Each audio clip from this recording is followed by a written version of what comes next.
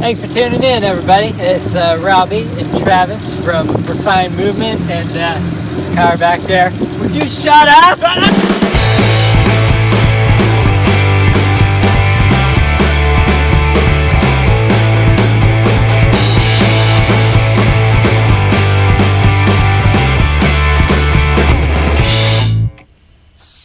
So we're out here at our super secret test track.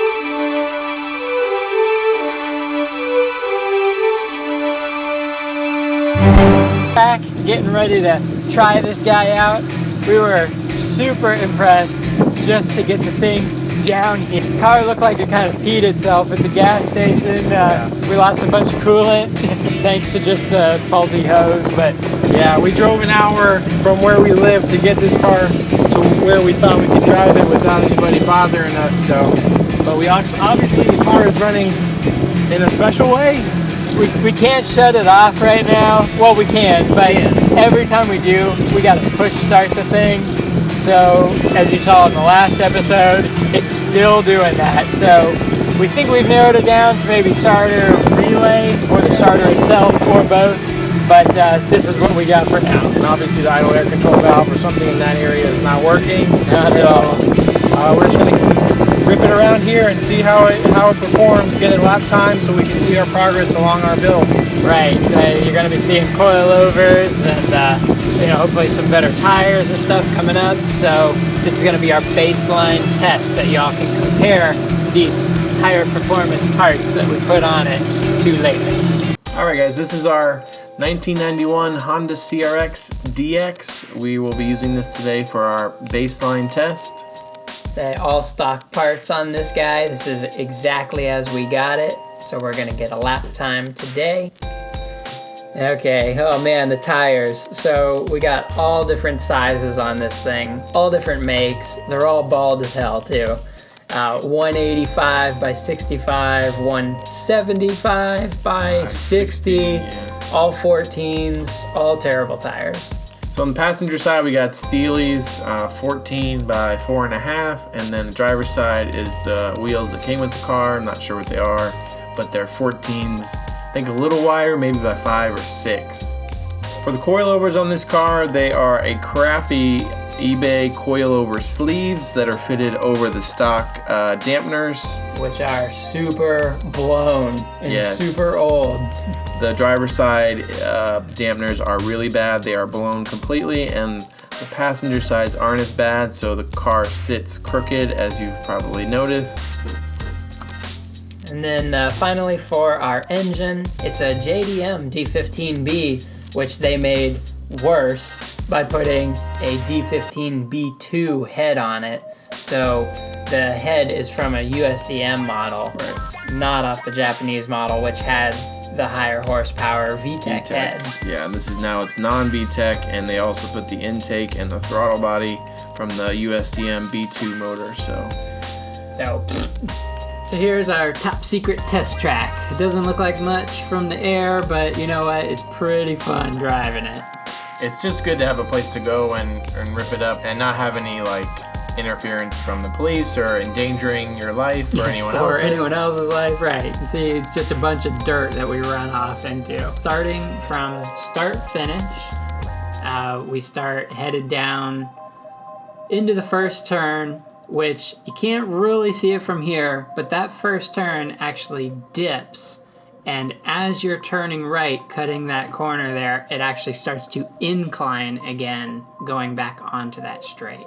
So it's a little bit difficult. So we come on along to this long straight here and come up to turn 2, which is where I always seem to have difficulties because I've taken my EK Civic and taken too much speed in that corner and gotten backwards off the side of the road.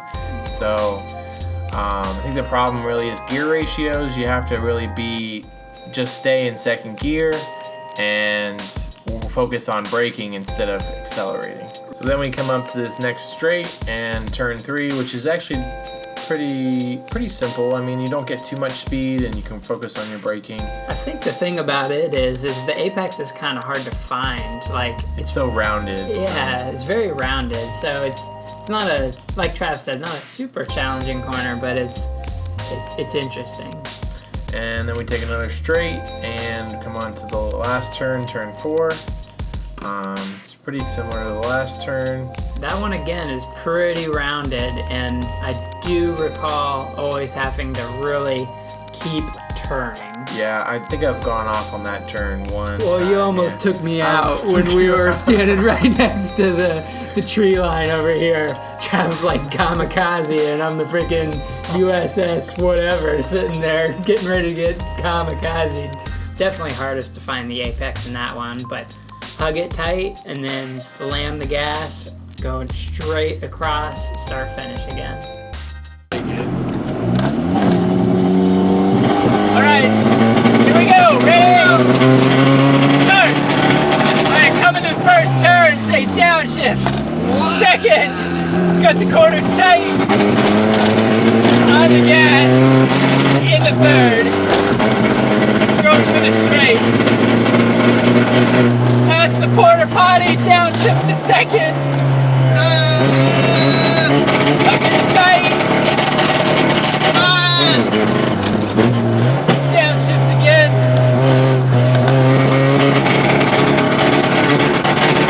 Don't accelerate. Right. There we go. Go, go, go, go! And done.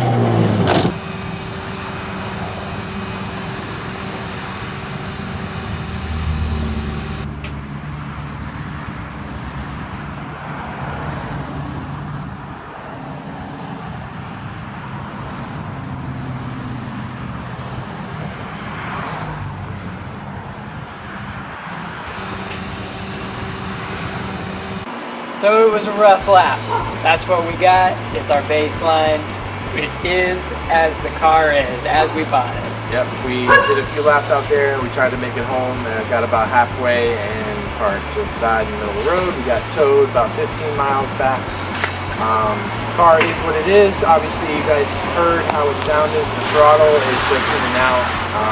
Can't really figure it out at this moment. We're going to try to consult some experts. Our friends. Our friends, pretty much. And if you guys have any tips, comments, please comment on our videos, Facebook, Instagram. Let us know if you have any ideas.